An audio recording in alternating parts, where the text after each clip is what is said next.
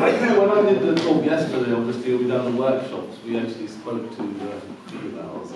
I mean, that's a bit of a generic question. That's why I gave it to you.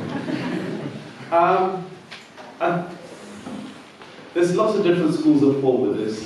I think that there's lots of people that think that there should be absolutely no interaction between males and females, single and single. And there's others that obviously, well, we're talking about females here. There should be no interaction between males and females, but obviously when you go to work, you know, unless you're working on a building site with just males, then obviously you're going to inevitably have to have some kind of interaction with females.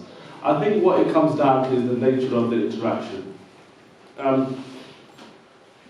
If we have that, well, we've just been holding the workshop with Bhai Vijay Singh, and Bhai Vijay Singh has mentioned over and over again about that that whole sword. And if we, whether we're females or males, if we are looking at the others, the opposite gender, with that same kind of mother, daughter, or sister, sort of those eyes, then that's fine, you know. And then that should be reflected in the kind of comments that we do have, and the kind of interaction that we do have. I mean, typically, me and Bhai Vijay Singh have done quite a bit of COI together in terms of camps and things like that. And we have to communicate with lots of different types of people, a lot of males, females who are organising camps and things like that. I would say that those kind of contexts, then you have to have some kind of interaction.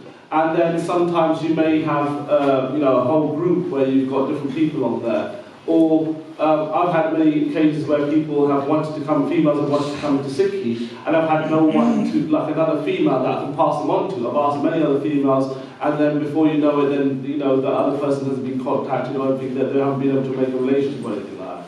So I think that there's certain situations where it's okay.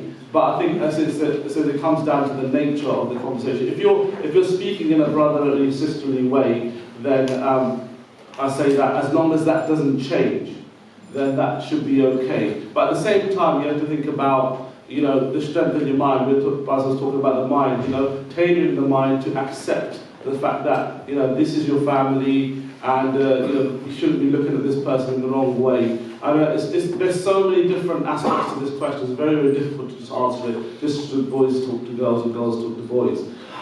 You know, whether it could be a sira setting, it could be a work setting, it could be a family setting. You know, there's so many different aspects here. And I think as long as it comes down to our intentions at the end of the day. If our intentions are wrong, or they might start good and they change, and they become wrong, that's where we have to have that sending, we have to have that level of self-discipline to pull away and recognise that this is not right. Okay, you're maybe starting to develop feelings for that person because and I also think at the same time, the feelings will not necessarily develop if the level of contact is managed. Because I think too much contact, you constantly contact each other, constantly, you know, messaging all day and night, that kind of thing. I think that can be dangerous in itself anyway.